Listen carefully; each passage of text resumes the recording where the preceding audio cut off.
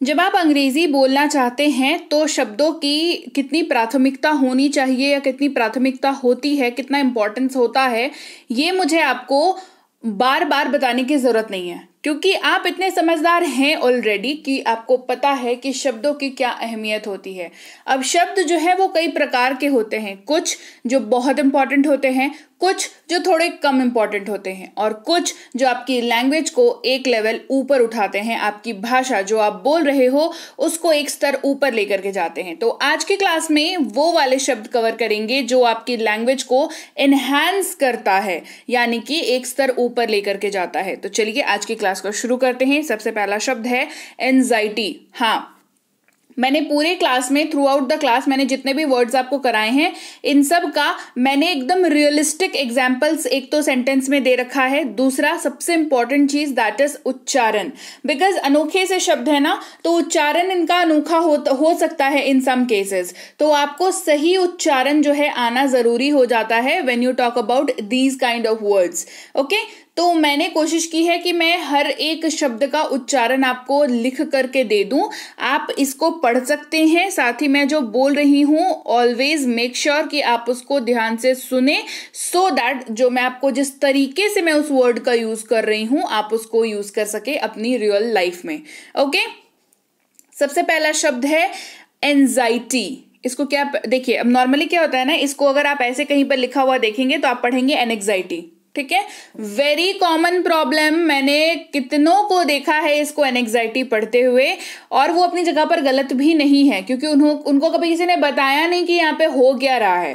ठीक है, तो मैं आपको ये बता रही हूं कि इस शब्द को एनेक्साइटी नहीं पढ़ते हैं, एक्स का उच्चारण जो है उस पर जोर नहीं पड़ता है, ये सिंपली होता है एंजाइटी। क्लियर, एंजाइटी, ज यहां पर साउंड आता है, एक्स का एक्स साउंड होता है ना, लेकिन यहाँ पे ज साउंड आता है, तो ये एंजाइटी पढ़ा जाता है, जिसका मतलब होता है चिंता, फिक्र, व्याग्रता। मतलब जो आप कभी थोड़े अकबक सा मन लगता है ना, बेचैन सा मन लगता है, उसको उस फीलिंग को कहते हैं एंजाइटी वाली फीलिंग। कैसी फीलिंग है? एंजाइटी वाली फीलिंग है। उनकी आवाज चिंता से भरी थी। किसी से आप बात कर रहे हो और उसके आवाज में आपको चिंता महसूस हो रही हो, और जाहिर सी बात है क्लोज अगर व्यक्ति है तो आपको महसूस हो जाता है कि सामने वाला चिंता में है या नहीं। ठीक है, तो उनकी आवाज जो है वो चिंता से भरी थी। His voice was full of anxiety. His voice was full of anxiety. ईमानदार, सच्चा, अपने काम को सही समय पर पूरा करने की सोच रखने वाला, वो व्यक्ति होता है सिंसियर। कैसा होता है वो होता है सिंसियर। जैसे स्कूल्स में जब हम लोग पढ़ते थे तो आपने सुना होगा कि अरे बहुत सिंसियर बच्चा है। मतलब क्या था उसका? कभी आपने सोचा कि बहुत सिंसियर बच्चा है? आपको अगर सिंसियर का मतलब नहीं पता होगा तो आपको पता ही नहीं चलेगा कि तारीफ हो रही है या बुराई हो रही है ना। तो सिंसियर वो होता है जो ईमानदार होता है, सच्चा होता है, अपने काम को करने के लिए बहुत ज्यादा हमेशा अपने काम को सही तरीके से करता है, या करने के लिए मतलब हमेशा तत्पर रहता है। हमारी कंपनी को एक ईमानदार कर्मचारी की जरूरत है। Our company needs a sincere employee। Sincere, जो समय पर अपने काम को पूरा करे, जो समय पर ऑफिस आए, समय पर ऑफिस से जाए, एक्स्ट्रा काम बोल दो तो भी करे। इन टर्म्स ऑफ एम्प्लॉय अगर मैं बात करूं तो सिंसियर एम्प्लॉयज की जरूरत होती है कंपनी में। फिर है प्रशंसा करना या तारीफ करना। कोई अगर किसी की प्रशंसा कर रहा है, किसी की तारीफ कर रहा है, तो उस पूरे प्रोसेस को क्या कहते हैं? कॉम्प्लीमेंट कर रहा है। क्या कर रहा है? कॉम्प्लीमेंट कर रहा है। अगर आप अपने किसी फ्रेंड की तारीफ कर रहे हो तो आप क्या कर रहे हो? आप उसको कॉम्प्लीमेंट कर रहे हो, राइट? जैसे हमें हमेशा दूसरों की तारीफ करनी चाहिए। We should always compliment others. अब हर मैटर पे नहीं तारीफ करनी चाहिए। तारीफ जो है वो डिपेंड करता है, तारीफ के लायक भी चीज होनी चाहिए। ठीक है, तो अगर मान के चलिए किसी ने आपके लिए कोई बहुत बढ़िया किया, या किसी का बर्थडे है, वो बढ़िया सा ड्रेस वगैरह पहन करके आपके लिए पार्टी वगैरह दे रहा है या दे रही है, तो आप क्या कहेंगे उसको कि वाह बहुत अच्छे लग रहे हो, बहुत अच्छी लग रही हो, तो आप उसको कॉम्प्लीमेंट देंगे, है ना। तो हमें कोशिश करनी चाहिए, किसी ने अगर कुछ अच्छा कर रखा है, कोई अगर अच्छा दिख रहा है या कोई अच्छा काम किया है तो उसकी तारीफ करें, यानी कि उसको सामने वाले को कॉम्प्लीमेंट करें, है ना। फिर है धारणा या अनुभूति, जिसका मतलब होता है परसेप्शन। परसेप्शन, जैसे धारणा बना लेना कि कोई एक चीज है, मान के चलिए उसके बारे में आपकी एक धारणा हो सकती है, मेरी अलग हो सकती है ना, तो वो आपकी परसेप्शन है और ये मेरी परसेप्शन है, समझ रहे हैं। तो वो क्या है, धारणा, मतलब अंग्रेजी में इसको कहते हैं परसेप्शन। इस्तेमाल, मेरी धारणा में आपको वहां जाना चाहिए, in my perception you should go there. अब मान के चलिए कहीं पर जाने की बातचीत हो रही है और आपको लगता है कि सिचुएशन की डिमांड के हिसाब से जो व्यक्ति आपके सामने है उसको कोई जगह पे जाने की बात हो रही है, वहां पर जाना चाहिए, है ना। तो ये आपकी धारणा है, सामने वाला बोल रहा है मैं नहीं जाऊंगा, वो उसकी धारणा है, वो उसका परसेप्शन है ना। तो इस तरीके से परसेप्शन वर्ड का यूज करते हैं। फिर है परिपूर्णता या उत्तमता, ये है परफेक्शन। अब मैं एक बात बताऊं, परसेप्शन और परफेक्शन दोनों में कंफ्यूज कतई मत होइएगा, बिल्कुल ही अलग इस्तेमाल है इनका और मतलब भी बिल्कुल अलग है, ठीक है। परसेप्शन ये हो गया जहां पर आप धारणा की बात करते हैं, परफेक्शन जहां पर आप उत्तमता की, एकदम सटीकता की बात करते हैं, परफेक्शन, है ना। कोई काम जो परफेक्ट होता है और जो वो करता है जो व्यक्ति, वो उसने उसको परफेक्शन के साथ किया हुआ है। जैसे उन्होंने उत्तमता का लक्ष्य रखा, he aimed at perfection, he aimed at perfection. अब मान के चलिए कोई एग्जाम की तैयारी कर रहा है और एग्जाम में उसको बहुत बढ़िया नंबर आ गए, तो उसने कहा कि मैंने आंसर्स जो है बहुत बढ़िया तरीके से लिखे थे, मैंने पूरी परफेक्शन के साथ तैयारी करी थी, मतलब फुल रिसर्च था उनका, उसके बाद तैयारी करी और बढ़िया नंबर आए। तो उन्होंने परफेक्टली तैयारी की, परफेक्शन के साथ तैयारी की, याद रहेगी बात।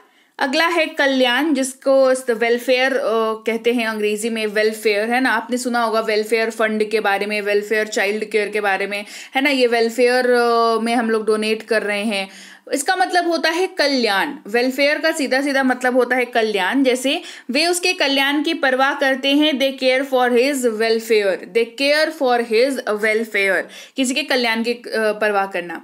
तो आपके कल्याण की परवाह करते हुए मैं रोज क्लास लेकर के आती हूँ, तो आपको क्या करना है, आपको करना है चैनल को सब्सक्राइब। आप देख रहे हैं बी बैंकर इंग्लिश क्लासेस, मैं हूँ प्रीति मैम। और इसके अलावा बेसिक से प्रो स्पोकन इंग्लिश की कोर्स का एडमिशन जो है वो जारी है। आप 3999 का कोर्स अभी ऑफर के तहत कर पा रहे हैं मात्र 399 में। 3 महीने के ये कोर्स है, मतलब आपको 90 क्लासेस इसमें मिलती हैं, साथ में आपको 90 वीडियो क्लासेस मिलती हैं, साथ ही इसमें आपको PDF नोट्स, ये सब सारी चीजें मिलती हैं। सो आप जल्दी से जल्दी इस कोर्स में एडमिशन ले लें, क्योंकि क्लासेस जो है वो, एडमिशन जो है वो बिल्कुल शुरू हो चुकी है। इसके अलावा रीडिंग कोर्स में एडमिशन आप ले सकते हैं अगर आपको अंग्रेजी पढ़ने में समस्या आती है, पढ़ने में लगता है कि नहीं पढ़ना जो है हमें आना चाहिए, तो आपको इंग्लिश रीडिंग कोर्स में एडमिशन लेना है।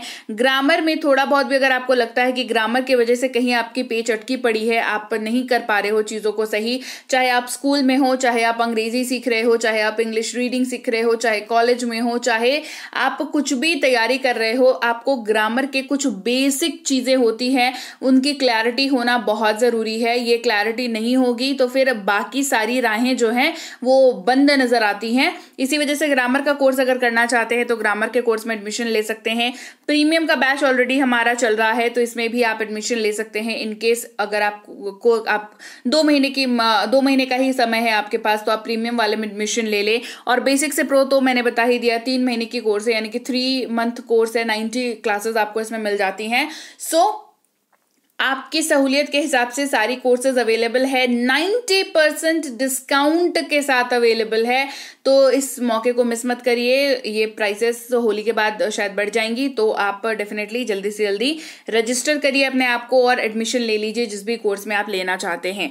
इसके अलावा हमारी ई बुक्स के लिए आप इस वेबसाइट पर जाकर के इनमें से कोई सी भी ई बुक ले सकते हैं, जो भी ई बुक आपको लगे कि आपको ज़रूरी है। और ये ई बुक जो है आपके पास, आप इनको डाउनलोड करते हैं अपनी फ़ोन पर, तो आपके लिए लाइफ लॉन्ग हो जाती है, आपके पास लाइफ टाइम ये ई बुक रहती हैं। तो मेक श्योर करें कि आप इनको डाउनलोड जरूर कर लिया करें। और चलिए क्लास को आगे बढ़ाते हैं। अगला है असहनीय या ना सहने योग्य, मतलब कोई एक ऐसी चीज जिसको सहन करने में जो है ना बिल्कुल, मतलब वो है ही नहीं कि उसको सहन किया जाए, वो कहलाता है इनटॉलरेबल। इनटॉलरेबल क्या कहलाता है? इनटॉलरेबल। स्थिति असहनीय हो गई है, the situation has become intolerable, the situation has become intolerable. हेर फेर या बहकाना, मैनिपुलेट, मैनिपुलेट, बहुत ही बढ़िया वर्ड है, काफी ज्यादा यूज होता है, बशर्ते आपको यूज करना आ जाए। मैनिपुलेट का मतलब होता है हेर फेर करना या बहकाना। मतलब क्या होता है एक्चुअल में, रियल लाइफ में कैसे यूज होता है? आप जब अपनी बातों से सामने वाले का बेवकूफ बना रहे होते हैं या उसके सोच को एक तरीके से अपनी सोच में कन्वर्ट करने की कोशिश कर रहे होते हैं, चेंज करने की कोशिश कर रहे होते हैं, तो उस सिचुएशन को कहते हैं कि आप सामने वाले को मैनिपुलेट कर रहे हैं। क्या कर रहे हैं? उसके दिमाग के साथ बेसिकली खेल रहे हैं। तो आप क्या कर रहे हैं? आप मैनिपुलेट कर रहे हैं। भोले लोगों को बहकाना आसान है, जाहिर सी बात है। जो लोग भोले होते हैं, भोले यानी कि इनोसेंट है ना, होते हैं, उनको आप अपनी बातों में बहुत जल्दी ले सकते हैं, ऐसा लोगों का मानना है। Innocent people are easy to manipulate. Innocent people are easy to manipulate. फिर है भविष्यवाणी। भविष्यवाणी की अंग्रेजी होती है prediction. भविष्यवाणी की अंग्रेजी होती है prediction. उनकी भविष्यवाणी सही थी, his prediction was right. उनकी भविष्यवाणी सही थी, his prediction was right. फिर है प्यारा, अडोरेबल, प्यारा, क्यूट, प्यार करने लायक है ना, बिल्कुल ही दिल के करीब, तो वो होता है अडोरेबल। क्या होता है? अडोरेबल। ये खिलौना कितना प्यारा है, this toy is so adorable, this toy is so adorable. मुआवजा यानी कि कंपनसेशन। मुआवजा, कंपनसेशन। मुआवजा कब मिलता है? जब कोई चीज की क्षति हुई हो या हानि हुई हो, उसके एवज में आपको मुआवजा मिलता है, मतलब उसके बदले में आपको मुआवजा मिलता है। उसकी अंग्रेजी होती है कंपनसेशन। अगर आप न्यूज़पेपर्स पढ़ते हैं तो आपने कई बार इस वर्ड को पढ़ा होगा, या न्यूज़ देखते हैं तो आपने कंपनसेशन वर्ड सुन रखा होगा। और अगर आपको समझ में नहीं आता था कि इसका मतलब क्या है, तो आज के बाद से तो समझ में आ जाएगा। जैसे सरकार ने उन्हें मुआवजा दिया, the government gave them compensation. अब क्या होता है कि नॉर्मली कहीं पर मान लीजिए कुछ प्राकृतिक आपदा आ गई, जैसे अर्थक्वेक हो गया या कुछ हो गया, तो आपने सुना होगा कि गवर्नमेंट, जो सरकार है, उन्होंने उन्हें प्रति व्यक्ति 5-5 लाख रुपए का मुआवजा देने की घोषणा की। ये बहुत ही कॉमन लाइन है जो कभी भी किसी भी प्राकृतिक आपदा के बाद जो है सुनने को मिलता है न्यूज चैनल्स पर। इसका मतलब है सरकार ने उन्हें कंपनसेशन देने की बात की, कि जो भी उनका लॉस हुआ है उसके एवज में उनको क्या दे रहे हैं? पैसे दे रहे हैं। तो कंपनसेशन इसको कहते हैं। लगभग या अनुमानित, लगभग, अप्रोक्सीमेट। क्या यूज करते हैं? अप्रोक्सीमेट। अनुमानित समय 3 बजे है, the approximate time is 3 o'clock। मान के चलिए आप किसी ट्रेन की वेट कर रहे हैं जो लेट है, तो आप जब काउंटर पे पूछने जाओगे ना कि कितने देर और लगेगा, कितनी लेट है ट्रेन, तो आपको जो सामने से जवाब आएगा वो होगा कि अनुमानित समय जो है वो 3 बजे का है। ठीक है, तो अनुमानित समय या अप्रोक्सीमेट टाइम है ना, मतलब हम लोग ये एक्सपेक्ट कर रहे हैं कि 3 बजे तक आ जाएगी, बट लेट हो सकता है, जल्दी भी हो सकता है। तो अप्रोक्सीमेशन का कॉन्सेप्ट जो है वहीं पर आता है जहां पर आप श्योर नहीं है किसी भी चीज को लेकर के। आजकल यानी कि नाउ अ डेज, आजकल मेरी तबीयत ठीक नहीं है, now a days I am not feeling well, now a days I am not feeling well.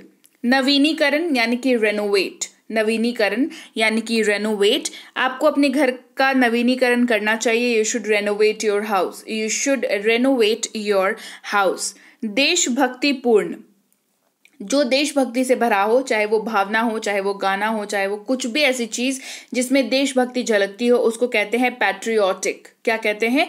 Patriotic. इस्तेमाल, मुझे देशभक्ति के गाने सुनना बहुत पसंद है, I love to listen to patriotic songs. अब 15 अगस्त 26 जनवरी आती है तो कितने बढ़िया लगते हैं, गाने बजते हैं ना, हमारे देशभक्ति के गाने बजते हैं।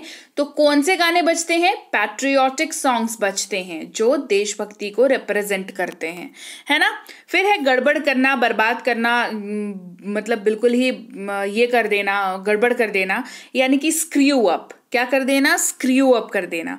वह हर बार योजना गड़बड़ कर देता है, he screws up the plan every time, he screws up the plan. हर ग्रुप में ना एक बंदा ऐसा होता ही है जो सारी प्लानिंग कर लो, सारी चीजें कर लो, और एक बंदा होता है जो एन मोमेंट पे प्लान को गड़बड़ कर देता है। तो उसने क्या किया? प्लान को उसने स्क्रू अप कर दिया, प्लान को क्या कर दिया? स्क्रू अप कर दिया, प्लान को बर्बाद कर दिया। ठीक है, फिर है स्पष्ट यानी कि एपरेंट। स्पष्ट की अंग्रेजी होती है एपरेंट। आप सफलता के स्पष्ट उदाहरण है, you are apparent example of success, you are apparent example of success. ठीक है, स्पष्ट यानी कि सीधे तौर पर, साफ साफ, मतलब जिससे आप कंपेयर कर सके। तो मैंने यहाँ पे क्या एग्जांपल दिया आपको कि स्पष्ट तौर पर सक्सेस के एग्जांपल है, मतलब सक्सेस का मतलब उस व्यक्ति का नाम, तो वो स्पष्ट रूप से यानी कि एपरेंट वो क्या है, उसके एग्जाम्पल है।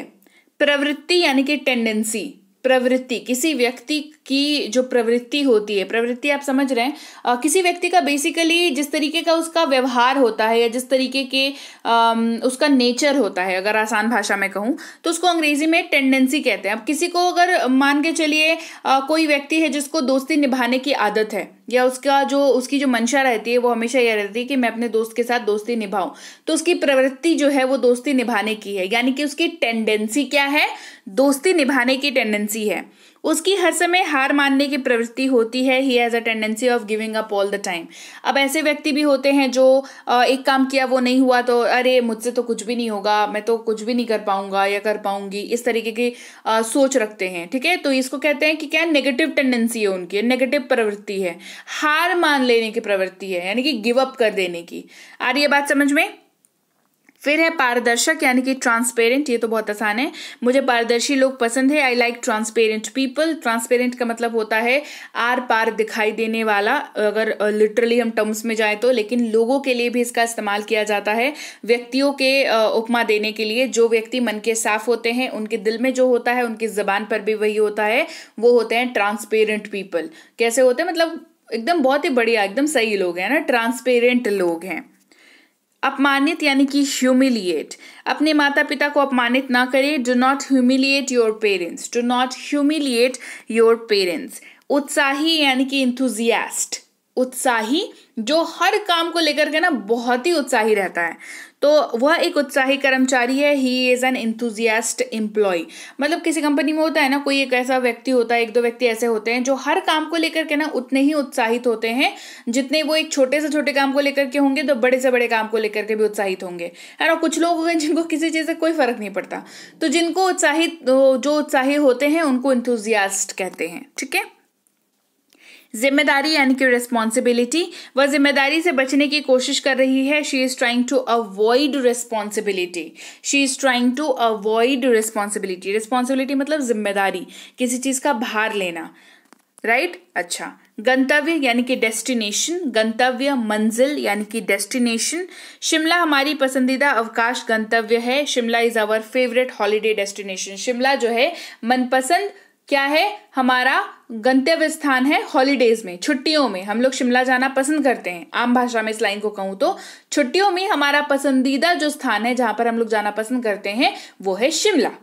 करेक्ट, तो अंग्रेजी में Shimla is our favourite holiday destination, है ना। आजकल आप सुन रहे होंगे डेस्टिनेशन वेडिंग, डेस्टिनेशन वेडिंग, इसका मतलब क्या होता है, इसका मतलब देखिए डेस्टिनेशन वर्ड उसमें भी है ना, और वेडिंग का मतलब होता है शादी। ठीक है, तो डेस्टिनेशन वेडिंग यानी कि आप जहां पर रहते हो वहां से आप कहीं और जाते हो, आपके डेस्टिनेशन, आपका गंतव्य जो है वो कहीं और है और आप वहां जाकर शादी करते हो, तो वो हो गई डेस्टिनेशन वेडिंग।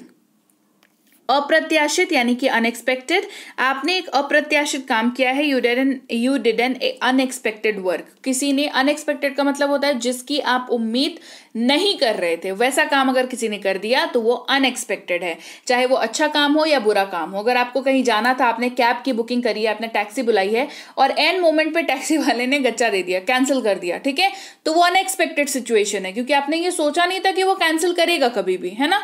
तो ये क्या हो गया, ये अनएक्सपेक्टेड सिचुएशन है। अगर आपको, जो आपका बर्थडे है लेकिन आपको लगा किसी को याद नहीं रहेगा और कोई आपके लिए बड़ी पार्टी दे देता है, तो ये भी एक अनएक्सपेक्टेड सिचुएशन है। समझ रहे बात को, तो ऐसा वर्ड जो वैरायटी में यूज हो जाता है। फिर है भेदभाव यानी कि डिस्क्रिमिनेट, है ना, आपने सुना होगा डिस्क्रिमिनेशन बहुत होता है, यहाँ पर डिस्क्रिमिनेशन बहुत होता है, तो डिस्क्रिमिनेट वर्ड से बना है डिस्क्रिमिनेशन, जिसका मतलब होता है भेदभाव। डिस्क्रिमिनेट यानी कि भेदभाव, जैसे परिवार के सदस्यों के बीच भेदभाव न करें, don't discriminate among family members. ये नॉर्मली ऐसा होता है जहाँ पे 2-3 बच्चे होते हैं घर पे, तो किसी ना किसी बच्चे को लगता है कि मेरे साथ भाई सबसे ज्यादा भेदभाव होता है, उसको ये चीज दी मेरे को ये नहीं दी, उसको ये चीज दी मेरे को ये नहीं दी, ठीक है, तो इसको कहते हैं भेदभाव, है ना। उसको ऐसा महसूस होता है, ऐसा हो नहीं रहा लेकिन उसको ऐसा महसूस होता है कि उसके साथ भेदभाव हो रहा है, तो उसके साथ उसको क्या लगता है, उसके साथ क्या हो रहा है, उसके साथ डिस्क्रिमिनेशन हो रहा है, डिस्क्रिमिनेट, है ना। लाभ या फायदा एडवांटेज वर्ड का यूज करते हैं, जैसे उसे अच्छी शिक्षा का लाभ है, she has the advantage of a good education. अब मान के चलिए आप अपने स्कूल में पढ़ते हैं, आप नए नए स्कूल में गए हैं, या आप कोई नया नया व्यक्ति स्कूल में आपके क्लासमेट बन करके आया है या कॉलेज में है, तो आपने देखा होगा कुछ बच्चे होते हैं जिनको हमें जिनको देख करके लगता है ना अरे इनको तो सभी आता है, सब कुछ आता है इनको, है ना। हमें जो चीज नहीं होती है वो उनके चीज लिए पुरानी हो जाती है, ऐसी वाली फीलिंग आती है लोगों को देख करके। तो हमें क्या लगता है कि अरे उनकी एजुकेशन अच्छी रही होगी, बचपन से पढ़ाई वढ़ाई अच्छी करी होगी उन्होंने, इसका मतलब है कि उन्हें अच्छी एजुकेशन का एडवांटेज है। ठीक है, अब मान के चलिए किसी के फादर हैं जो बहुत रसूखदार हैं, मतलब बहुत बढ़िया पोजीशन पर है, कोई अच्छे पद वद पे है, और उसके वजह से उसको कुछ बेनिफिट मिल रहा है, तो उसको क्या है, एडवांटेज है। अब कोई मान लीजिए पदाधिकारी है, उसको आप गए, उसको लाइन नहीं लगना पड़ा, उसका काम हो गया, तो उसको उस पद का एडवांटेज है, राइट। उदार यानी कि जेनरस, जिसका दिल खुला हुआ होता है और वो मतलब बहुत ही दान ध्यान करता है। जेनरस मतलब दिल बड़ा होता है। मेरे पास एक उदार हृदय है, I have a generous heart. प्रतिकार करना यानी कि रिटालिएट करना, किसी भी कोई चीज अगर हुई है तो उसके पलट जो है उसका जवाब देना, प्रतिशोध लेना या पलट करके वार करना, प्रतिकार करना, इसको कहते हैं रिटालिएट। क्या कहते हैं, रिटालिएट। जैसे कृपया जल्द से जल्द जवाबी कार्यवाही करे, please retaliate as soon as possible. आपने देखा होगा कई बार जो है आपको मैसेजेस वगैरह आते हैं या ईमेल्स वगैरह आते हैं, तो उसमें ये वर्ड जो है यूज होता है, रिटालिएट करके वर्ड यूज होता है, जिसका मतलब होता है कि आपसे जो है रिस्पॉन्स की उम्मीद की जा रही है जल्दी से जल्दी। तो रिटालिएट करना यानी कि रिस्पॉन्स करना, वापस से कोई एक चीज हुई है उसके ऊपर आपका रिएक्शन आना, वो रिटालिएट करना होता है, राइट। तो चलिए भाई, ये थी आज की क्लास जहां पर हमने सीखे बहुत सारे ऐसे वर्ड्स जो अनोखे हैं और आपकी जो लैंग्वेज है उसको एक स्टैंडर्ड पर लेकर के जाते हैं, एक लेवल अप कर देते हैं आपके लैंग्वेज का। तो क्लास कैसी लगी कमेंट करके मुझे जरूर बताइएगा। क्लास बढ़िया लगी है, क्लास को लाइक करिए, शेयर करिए। चैनल आप देख रहे हैं B banker spoken English class, मैं हूं प्रीति मैम। सब्सक्राइब नहीं किया है तो सब्सक्राइब क्यों नहीं करते हो यार, सब्सक्राइब कर लिया करो ताकि मैं रोज क्लास लेकर के आती हूँ। सब्सक्राइब करेंगे तो इससे आपको बेनिफिट क्या है, सबसे पहले चीज तो सब्सक्राइब के लिए कोई पैसे नहीं देने, ये फ्री है सब्सक्रिप्शन, ठीक है। दूसरा, आप जब सब्सक्राइब करोगे तो मैं जो भी क्लास लेकर के आ रही हूँ, जो आपकी नॉलेज को एनहांस करती है, नॉलेज को बूस्ट करती है, वो नोटिफिकेशन आपको मिल जाएगी अपने मोबाइल स्क्रीन पर। तो आप आसानी से क्लास को देख पाओगे, है ना, क्लास को देख पाओगे, क्लास को सेव करके रख पाओगे अपने पास, उसकी नोट्स बना पाओगे। तो सब्सक्रिप्शन इज अ मस्ट, जरूर किया करें सब्सक्राइब। इसके अलावा बेसिक से प्रो की एडमिशन जो है वो चालू है, तो अगर आपने अभी तक एडमिशन नहीं लिया है तो बेसिक से प्रो वाले कोर्स में एडमिशन जरूर ले लें। ये 3 महीने की कोर्स है, ये इसको जरूर से करें इस कोर्स को। अगर आपको लगता है कि आपको बेसिक से शुरुआत तो करनी है अंग्रेजी की, लेकिन अच्छे स्तर तक उसको लेकर के जाना है, तो बेसिक से प्रो कोर्स इसी के लिए है, क्योंकि शुरुआत बेसिक से होगी और आपको एक प्रो लेवल तक ले करके जाया जाएगा। तो ये कोर्स बहुत ही बेहतरीन है। ऑफर के तहत ये कोर्स अभी 399 में कराया जा रहा है, जबकि ये 3999 का कोर्स है। तो जरूर से इस कोर्स के लिए एडमिशन ले लें। अंग्रेजी पढ़ने के लिए रीडिंग कोर्स जो है उसकी एडमिशन चालू है, ग्रामर के लिए ग्रामर की एडमिशन चालू है। प्रीमियम की बैच हमारी ऑलरेडी चल रही है। तो अगर आपके पास समय कम है, आप चाहते हैं जल्दी से जल्दी बस कॉन्सेप्ट्स को ब्रश अप करना, अपने कॉन्सेप्ट्स को चाहते हैं कि भाई हाँ थोड़ी बहुत हमें आती है, थोड़ी बहुत और अगर सीख लेंगे तो बढ़िया हो जाएगी, तो प्रीमियम कोर्स आपके लिए है। और बेसिक से प्रो कोर्स तो अगर आप 0 लेवल से चालू कर रहे हैं, बेसिक से चालू कर रहे हैं, तो बेसिक से प्रो कोर्स जो है वो आपके लिए है। इसके अलावा बैंकिंग की तैयारी कर रहे हैं, एसएससी की तैयारी कर रहे हैं, अंग्रेजी में लगता है कि दिक्कत आती है और हो सकता है सिलेक्शन आपका इसके चक्कर में रह जाए, तो एसएससी के कोर्स में आप एडमिशन ले सकते हैं, बैंक की कोर्स में एडमिशन ले सकते हैं। यहाँ पर आपको एसएससी की इंग्लिश की प्रिपरेशन कराई जाएगी और बैंक की इंग्लिश की प्रिपरेशन कराई जाएगी। ये क्लासेस संजीव सर लेंगे। इसके अलावा आपको गूगल प्ले स्टोर पर जाकर के बी बैंकर इंग्लिश ऐप को डाउनलोड कर लेना है। सबसे पहले गूगल प्ले स्टोर पर जाएं, लिखे बी बैंकर इंग्लिश, आपको मिल जाएगी हमारी ऐप, उसको डाउनलोड और इंस्टॉल कर ले अपने फोन पर। उसके बाद आप न्यू स्टूडेंट बन के रजिस्टर करें, अपना नाम, नंबर, ईमेल आईडी डाल करके रजिस्टर कर लेंगे। फिर आपको जोन से भी कोर्स करनी है, स्पोकन की करनी है तो वो सही, रीडिंग की करनी है तो वो सही, ग्रामर करनी है तो वो सही, या बैंक एसएससी करनी है तो अदर एग्जाम्स में आकर के आपको जो कोर्स चाहिए उसको उसमें आप एडमिशन ले सकते हैं। ई बुक्स भी अब आप हमारे ऐप से ही ले सकते हैं, बीबी स्टोर पर जाकर के। इसके अलावा जैसे ही आपने जो कोर्स सिलेक्ट किया उसकी आप डिटेल्स देख सकते हैं, डेमो देख सकते हैं, डेमो अवेलेबल है सारे कोर्सेज का, और बाय नाउ पर क्लिक करके आप बाय कर सकते हैं। पेमेंट जो है पे ऑनलाइन पर क्लिक करके आप पेमेंट यहाँ पर कर सकते हैं। गूगल पे, फोन पे, net banking, credit card, debit card, जो सभी पेमेंट मेथड आपके पास अवेलेबल हो उसका इस्तेमाल करके आप पेमेंट यहाँ पर कर सकते हैं। कोर्स आपके ले लेने के बाद व्यू कोर्स करके एक ऑप्शन आएगा, फिर आप उस पर क्लिक करोगे तो आपकी पूरी लिस्ट खुल जाएगी क्लासेस की। एक एक करके सारी क्लासेस को देखिए, उनके पीडीएफ को पढ़िए, नोट्स बनाइए and you are good to go. ठीक है, इसके अलावा भी कोई दिक्कत आती है तो इस नंबर पर व्हाट्सएप मैसेज कर सकते हैं सुबह 10 से शाम के 6 बजे तक, ऐप और पेड कोर्स वाले, कि हमें ये फलानी दिक्कत आ रही है, तो आपका इशू रिजॉल्व किया जाएगा। और हमारी ई बुक्स जो है इस वेबसाइट पर सीधे सीधे जाके भी आप ले सकते हैं। वेबसाइट से लें ई बुक या आप ऐप से लें, उनको डाउनलोड जरूर करें अपने फोन पर, because that is a must. वो नहीं करेंगे तो ई बुक फिर आपको नहीं मिल पाएगी, तो आप इनको डाउनलोड जरूर कर लें अपनी फोन पर वंस आपने पेमेंट कर दिया। फिर व्हाट्सएप का ग्रुप नहीं ज्वाइन किया है तो कर लें, टेलीग्राम का चैनल इस लिंक के जरिए ज्वाइन करें, बी बैंकर इंग्लिश क्लासेस के नाम से टेलीग्राम का चैनल है।